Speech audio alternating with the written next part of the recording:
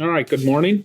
I'd like to thank those in the media who made time to attend so we can help get our message out to City of Oswego residents. This is a good opportunity to provide an update and announce some changes to City of Oswego government once again, and then some changes we're making to encourage and enforce social distancing here in the City of Oswego. I'm joined by Chairman of the Oswego County Legislature, Jim Weatherup, who's been a great partner to me and the City of Oswego through this whole thing.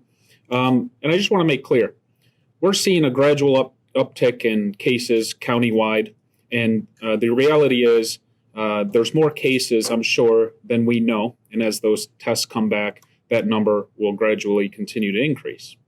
I'd like to thank Chairman Weatherup for his leadership and his commitment to continue sharing information with the City of Oswego and work with me to be as transparent and informative as possible. It's the right thing to do. But this crisis, I want to make clear, isn't about the numbers. This crisis is about people and how government at every level needs to step up to protect people, from firefighters and our police officers and paramedics to hospital workers and the general public. With that, that's why the additional measures I'm announcing today are necessary and appropriate. I've used this example, and I think it's hitting home with some people, so I'll repeat it. A lot of the attention has been on larger cities, larger communities like downstate New York City, even the city of Syracuse, right? Because there's more people in one area, in a smaller area, the population is more dense. However, if you look at it in a different light, smaller communities like Oswego are just as vulnerable. And that's because we're a smaller, tight-knit community. We all use the same schools. We all use the same grocery store. We all go to the same Walmart. We travel on the same roads. We go to the same restaurants. We use the same public amenities. And that's why it's so important to take social distancing seriously, because if one member of our community gets it, by nature, we are all closer together than, in some cases, larger communities. So keep that in mind. And now that we do have cases here in the city of Oswego, it should hit home. It should bring a new reality to the situation and make the public take it much more seriously than we were before. The measures I announced today obviously involve social distancing, and I want to talk briefly about why social distancing is so important. Social distancing is to try to prevent community spread. And what is community spread? It's when people become infected and they're not sure how or where or why they became infected. That often leads to community spread, meaning you got it from somebody who probably didn't know they had it. And as everybody's reporting, people can walk around for up to 2 weeks with little to no symptoms of coronavirus, and in the meantime be transferring it to other individuals. We've found, I'm sure the chairman will mention this, but we have found that community spread is in fact related to some of the cases here in Oswego County. And that should really up the ante and again make people take social distancing much more seriously. Recently, our local media, various outlets, released the results of a study conducted by unicast.com that Oswego County is a D in social distancing. We need to do better. We can do better. We need to do better. And I've canceled city events. I've closed City Hall. I've implemented leave policies. We've done our best to limit human interaction. But the fact is, despite our small businesses, most being closed or their services reduced, and despite all of the changes we've made so far, we still continue to see people out traveling, going into stores, and acting like everything's all right. Everything right now, it's not business as usual. We shouldn't see as many cars on the street as we're seeing. We shouldn't see people walking around like we're seeing. We shouldn't see people going to Walmart and Price Chopper every single day like it's a family outing and acting as if everything's okay. Social distancing is important, and we need to take it seriously, and getting a D is not acceptable, not for this community, not for the city of Oswego. We can do better. City government's job is to now force and make people do better. So that's why I'm announcing today the City of Oswego Stop the Spread stay-at-home order. It's essentially a local travel ban for no non-essential travel. On Monday, Chairman Weatherup wisely signed an executive order giving local municipalities in Oswego County the ability to issue their own directive and to be able to enforce social distancing measures as they see fit. And I thank him for giving local government that tool, that necessary tool at that time, so that we can move forward with some of our measures that we're discussing today. The Stop the Spread stay-at-home orders, like I said, essentially a travel ban. No unnecessary travel unless you're an essential employee going to and from work, heading to a medical appointment, or getting groceries or shopping for essential items only. And I want to say that again. You should only be getting groceries or going shopping for essential items only. You shouldn't be sitting in your house trying to come up. I know how I get bored pretty easily, and I know how people think when they're bored. You sometimes look for things to do or try to make up reasons to go to the store or to have to go somewhere. You really should only be going to the store because you absolutely have to get that important item. So again, essential travel to stores for essential items only. At the same time, we're noticing that while many of our small businesses, especially restaurants, are abiding by the rules and regulations recently put out, we have large retail box stores in the city of Oswego, Lowe's, Walmart, Price Chopper, and others, who seem to have full parking lots as if it's Black Friday. When everybody else is sacrificing so much, we shouldn't see filled parking lots at these major stores. So recently we sent the Oswego Police Department, Fire Department, and Code Enforcement to connect with these major retailers in the city of Oswego and tell them that under this new order starting today, we are going to enforce social distancing measures like one-way aisles, like 6-foot gaps at the checkout line. We want to see protective shields. We want to see counters to make sure they're abiding by the capacity rules. And we're going to start enforcing that starting tomorrow. We're giving them essentially 2 days to make the necessary changes that we want to see. And we will start enforcing that with OPD and OFD beginning tomorrow. At the same time, OPD is going to be positioned to enforce this travel ban and to enforce these measures at the large retail stores strategically throughout the city. When I say enforce, we always prefer education. So we're developing materials, flyers, and instructing our officers to start a dialogue with individuals to explain what I'm explaining here today, why these measures are important, why are you coming to the store every day? And we're going to be doing that educational program here through the next few weeks. We've connected with these retail stores that I've mentioned to ask if we can do it outside their establishments to people coming in so that we can try to discuss with them, look, try to get what you need today for an extended period of time so you don't have to come back here tomorrow. Again, explain why social distancing is so important and why you should not be bringing your entire family to the grocery store or Walmart every single day. It's extremely important. I'm also announcing we're closing playgrounds, basketball courts, pavilions, and city facilities. My executive order that I signed last Friday was to address mass gatherings. And the reason I did that is because we were noticing people having house parties, college kids return from spring break and we're acting like it was still spring break. We saw 5-on-5 basketball games being played at our basketball courts.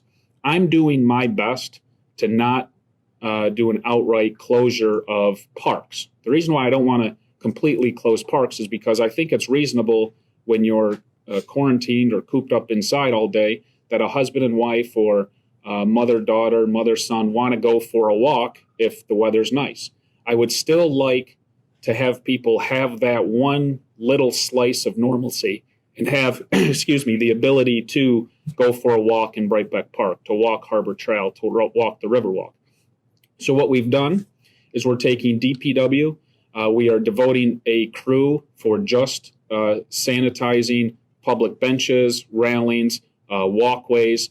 That's one crew that'll be out every day wiping down benches and railings, the city crosswalks in our downtown to try to clean these public amenities so that if people do use them while they're out on a walk, they are clean. However, we're closing playgrounds and, like I said, pavilions and other parts of the city parks.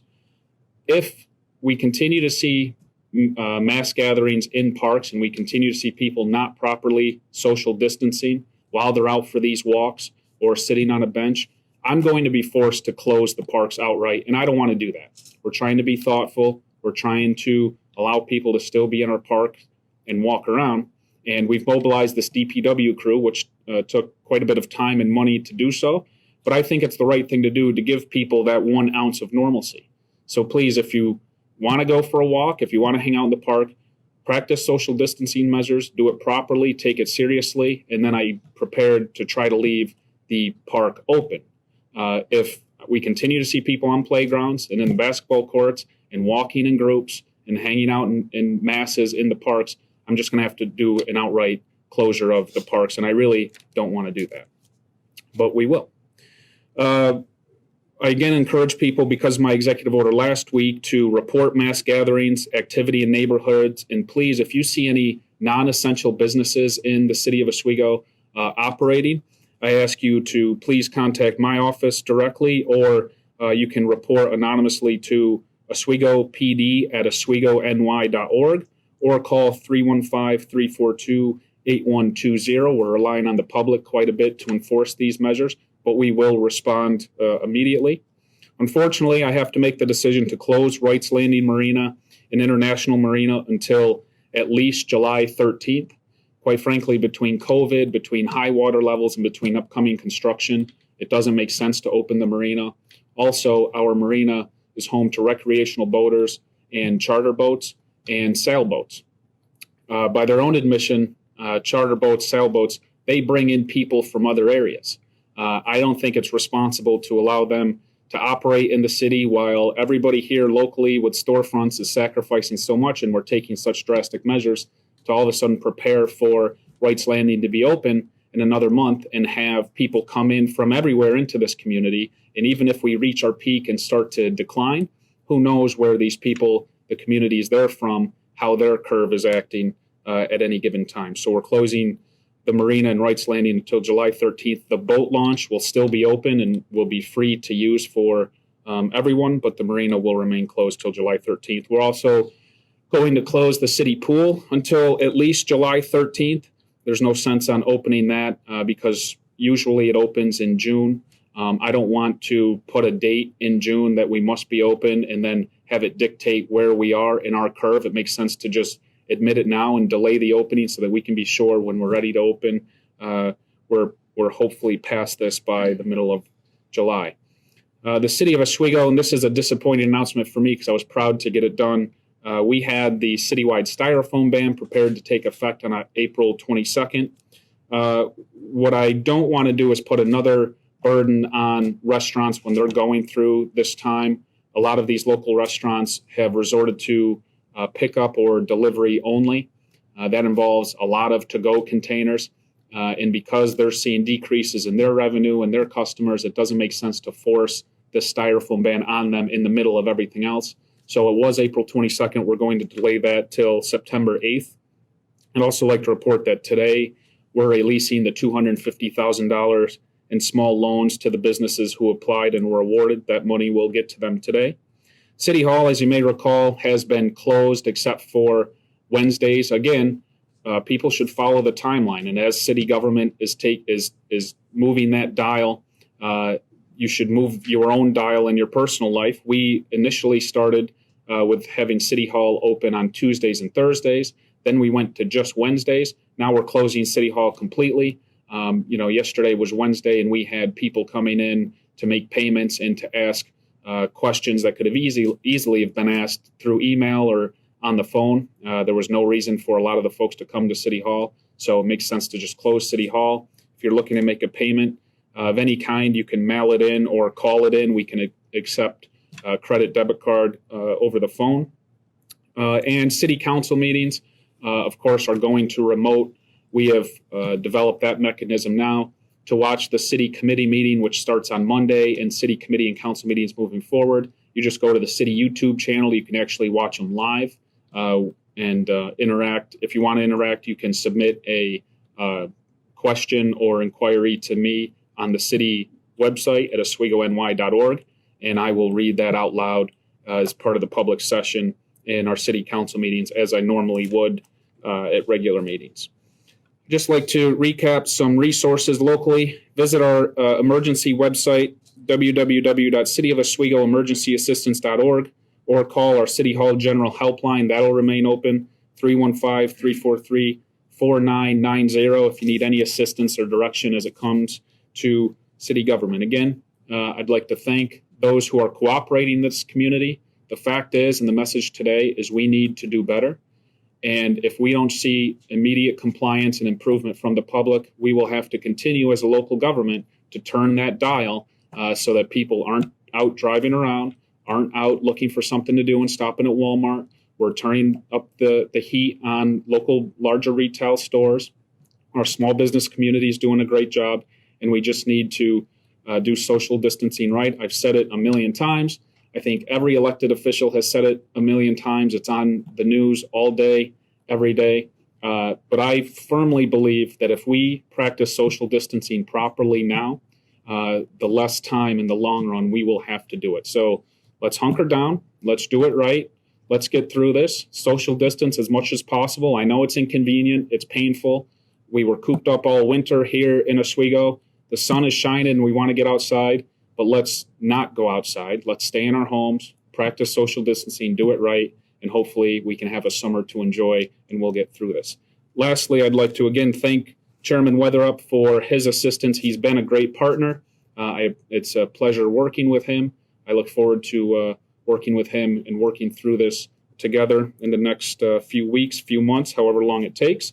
And I'd like to thank my city staff here at the Oswego Fire Department, the Oswego Police Department, and the City of Oswego Code Enforcement Department. They've done a great job getting flyers out to the public, which will be at these retail stores, as I've mentioned, handing these out and talking to people. Code Enforcement and OPD have enforced the non-essential businesses who've remained open, and we've tried to explain to them the process that they need to close. They've enforced capacity limits. They've been out on the front lines handling this. OFD responding to calls. You never know what you're going to walk into, so I give them an immense amount of credit. My City Hall staff for constantly making these changes, working remotely, everything's a little bit more difficult, but we're processing permits, licenses, bills as we normally would, and I'm proud of them for that. And my economic development staff. We announced less than 2 weeks ago $250,000 in no-interest loan money for small businesses. That money is getting out the door today. We turned it around in less than 2 weeks as we promised. That is hard to do in government. Nothing happens that fast. It took a lot of work. On top of that, they've been great partners in developing materials, partnering with me, getting the city emergency website up and running. So all around, it's been, in terms of city government, a group effort.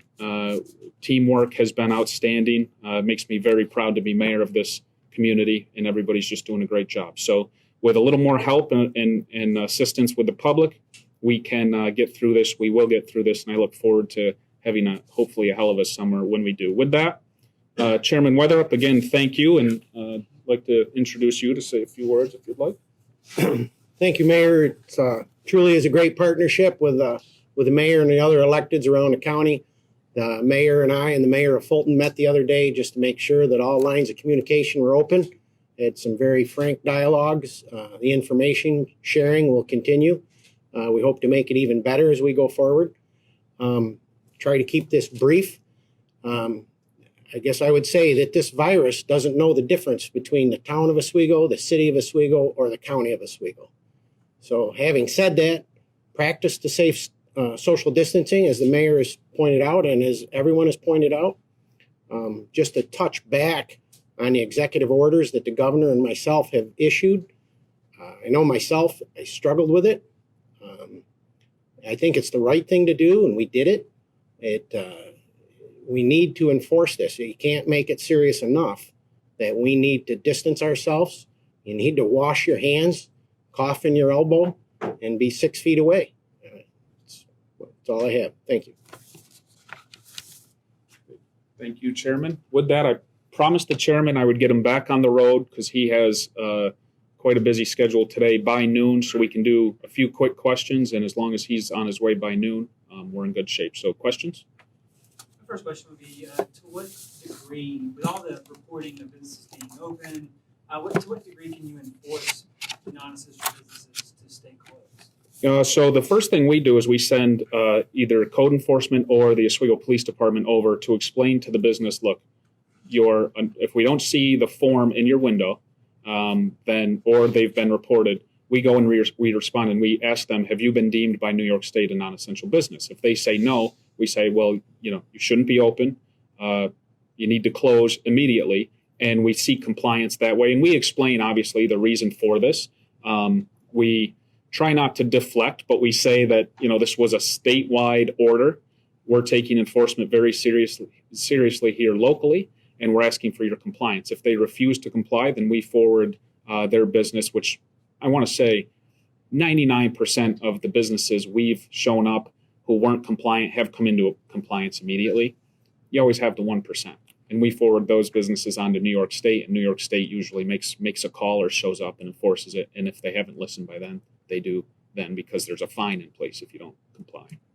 Mayor, I would add that the executive order, as written for the local communities that might not have a police department, that it involves any state, county, or local police officer authorized to enforce laws within a jurisdiction. In addition, in the event of violations, any state, county, or local code enforcement official can actually act on these laws too. Quick question about, obviously there was a lot said about releasing the locations. Those have been released. Is that something that's going to continue? Well, I could address that. We've released, per New York State guidelines, actually, they would have preferred we release none. Quite honestly, county, there's a little bit of controversy in the county over this. New York State epidemiologists, our local epidemiologists, recommended not releasing them until we got to a certain threshold. There was no clear threshold, but now we've released. But I notice if you go online, Lewis County is going through the same struggle. Actually, in Onondaga County, they did not release till there was 45 cases. And they still now don't necessarily, we're not going to tell you the address of these people. Our first responders, everyone needs to know that, the gentleman in this room, when they go to a case that is possible, positive for coronavirus, or someone's in quarantine, our 911 center is now instructed to tell them for protective equipment. But that, this is semi-related. I don't know if you can answer this question or not, but people have also asked, how do we know the people that are supposed to be in mandatory quarantine are in mandatory quarantine? well, that speaks, and thanks for the question, Matt, but that speaks to a bigger issue. We've even seen so far of people starting to be ostracized in our communities. There's a number of occasions where things have got out where we think it's that person or we think it's that person, and they've actually stopped in front of their house and took pictures. It's really sad. But another thing, and this is probably a good opportunity to talk about, we've just become aware there's a number of scams going around. Excuse me. Somehow they get into this information. I don't know how. And there's scams, people calling people that may have a positive coronavirus and telling them to release their public, their medical information and things like that in order to keep the treatments coming. It's just a scam. Don't answer it. Don't fill it out. If anyone is listening, but yeah, it's pretty sad. Mayor, Mayor, at this point, what type of kind of financial burden has hit the city, and where is the city spending most of its? What would you say you're spending the most on for COVID-19? Well, first, luckily we were preparing for this before we even saw a positive case here in Oswego City or Oswego County. So, we were making internal changes with budgets, moving money. Obviously, OFD, OPD, we're going to need more equipment. They're going to need more overtime, code enforcement, OPD to enforce these measures. We've already handled that. Sales tax numbers just came in from last month. They weren't too bad. I think what we're seeing so far, next month is going to be the one that's going to take a hit, if any month is, right? But I think what you saw is maybe an offset with the small businesses closing. You also at the same time saw a lot of people rushing and getting supplies like 300 rolls of toilet paper. So I think that's what helped for now. But again, number one, there's no reason to get 300 rolls of toilet paper or anything else for that matter. But I do think we'll certainly see a decline here in sales tax and other revenues in this month and for however long this lasts. This one's for, I guess, either of you, but can you define what essential travel is and what is not essential travel? Yeah, what we're going to consider here locally is essential travel is if you're going to the grocery store to get essential items only. Again, like I said, you shouldn't walk around the house and say, oh, I think I need an air freshener today, and that's the reason to run to Walmart. Essential items are food, prescriptions, anything that you absolutely need to live your life. If you are deemed an essential employee by your employer, then you can obviously travel to and from work as well. And then obviously if you need a medical appointment or to get another individual to their medical appointment, that's certainly essential as well. They're really the three pieces of criteria we're going to consider essential. And outside of that, I really don't understand any reason that you would absolutely have to go out and about. I appreciate that you guys said it's a learning process, that you're trying to educate everyone on the social distancing, but still trying to maintain that. Is there worst case scenario that you have habitual offenders doing this, that there's steps that you've told the OPD to take to go ahead and restrain these people? And Yep. What are the next steps? Ultimately, if you don't comply and we see the same red car out joyriding and running in a family of 5 to Walmart, a disorderly conduct is ultimately going to be that charge if necessary. Again, absolute last thing we want to do. Everybody's struggling, right? We will talk to these people until the sun comes up to prevent that, but we will take that measure if we have to. That's also the same measure we implemented for the mass gatherings. If you're the host of a party, whether it's a celebration at home or an aerobics class in Brightbeck Park, the host of that event would be ultimately issued, again, after warnings and trying to educate them and giving them 100 flyers to read and everything else, would be the disorderly conduct. And going, kind of dovetailing on that, do you have just an idea of how many pamphlets were actually printed up to distribute through the community? I have 1,000 to start, and we'll keep increasing that for as long as it needs, right? We're really going to beef up patrols here outside these retail stores and throughout the city starting tomorrow and through the weekend. You see the weather improving. It's the beginning of the month. People are, finding every reason to go to Lowe's and Walmart and Price Chopper, and I just don't think that's necessary right now. I understand the essential trip for essential item. That's what we want. That makes sense. But the family of 4 going to Walmart every 3 days is just not appropriate at this time. I got one more, I guess, for both you can answer. That'd be great. I guess, how do you balance public safety with, I guess, people's rights at this point? I mean, I imagine that can be difficult at times. Yeah. Just talk a little bit about that. I mean, for me, it's what's the right thing to do, right? My first priority, my first responsibility is and always has been protecting the public. And if I get accused of infringing on, a right to walk into Walmart whenever you want, then so be it. I'm comfortable with having to deal with that accusation. I want to know that when we get through this and while we're going through it, that I'm doing everything I can.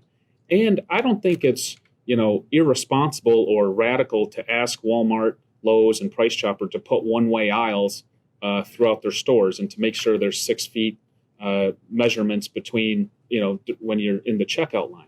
I don't think it's radical to suggest that you can't go to the playground because if you do, there's a high risk of contracting COVID-19. I don't think it's radical to say right now you should not have 12 people in your residential home who have all traveled God knows where and are in your house with your children or with a senior citizen. Or if you don't have a child or senior citizen in your home, probably one of those 12 people are going to go out and interact with child or senior citizen. So I just don't consider any of that right now to be too extreme.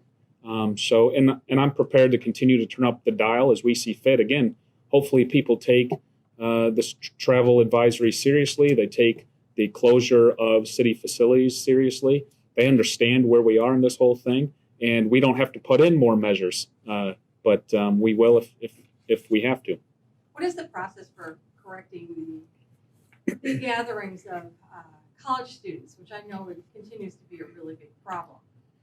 Well, what we found is not just college kids, but Not just- everybody. They traveled and they had their nice time during spring break, and then came back and thought it was still spring break because there's no school, right? So that's why we are holding the host accountable. We think if we stop the host from saying, "Hey, let's have a gathering tonight at my place at 9:00," then there's no host, there's no party, no celebration, no get together. So that's our approach. So far, it's worked. OPD has been on patrol both in neighborhoods and parks. Again, luckily, most people, when a police officer or code enforcement official comes and tells them what the rule is and why we're doing it, it's almost like the light bulb goes off and they say, "Yeah, you're right." So hopefully we continue, that process moving forward. But I think that was a smart approach and it's working. Speaking of OPD, let's talk about PPE real quick. Does the county feel pretty safe and stable in its stockpile of PPE for its folks? Well, thank you. We're currently at a decent spot. Our test kits, though, obviously are being used up. All our protective equipment. Continually, we have a team just looking for sources constantly. As you can imagine, in the supply world, we thought we had a shipment. We waited for it all yesterday afternoon. It went to a different county by mistake. They're not giving it up, so we have to reorder. But we're currently, I'd like everyone to know that we're currently in decent shape there. But obviously, we're looking every day for for more test kits, more face masks, more gloves. Just to go back and touch on Matt's question, and again, I struggled with this originally, but I think it's important for the people to know that these executive orders, they're actually for a 5-day increment. So this isn't draconian rest of your life. Hopefully they'll be over before, quicker than it started. I know in the news they've been talking about people, just average people now wearing masks Mhm. and things like that. Is that something that you're thinking about for the future? Maybe just average people when they go out to the store wearing masks? Right. Well, the CDC has given out some guidelines on that along with the state health. And I'm not at all saying they're reversing or anything. But what happens is we get a new procedure. Seems like 1 in the morning, 1 in the afternoon. I did notice, to your point, last night they did decide that they thought it might be a good idea to get masks. Obviously, then now there's going to be a bit of a run on masks. But tell you a little story. My wife's home making her own out of a bandana, just like she saw on the morning shows. Got one more for you. Yeah, I know you gotta okay, get out yeah. of here, but, He's leaving, so let's do You, one you, more. you guys allocated $500,000 at Yes. the county level to help fight this. Mhm. I guess how far does that money go, and what is it going to go towards? Well, obviously, yes, we did allocate Tuesday night. We had a virtual meeting. We allocated $500,000 for this. To point, I think we've spent pretty close to $200,000 already. A lot of that is going for communication devices and things to get our essential workers set up in their homes. We have just a skeleton crew over at our at our office building, but everything, masks, anything. But we're tracking all that. There is at least a rumor going around. It seems to be a rumor that we'll get some reimbursement from FEMA, but those reimbursements are so far down the road, we felt it necessary to just step out, took the money out of our fund balance, and I believe the mayor's done the same. We're not going to worry today about the money, but we're moving forward. Thank you. All set? All right. Thank you, everybody, for coming. Thank you, Chairman, for being here and for your partnership. We shape. Yeah, I know. Thank you.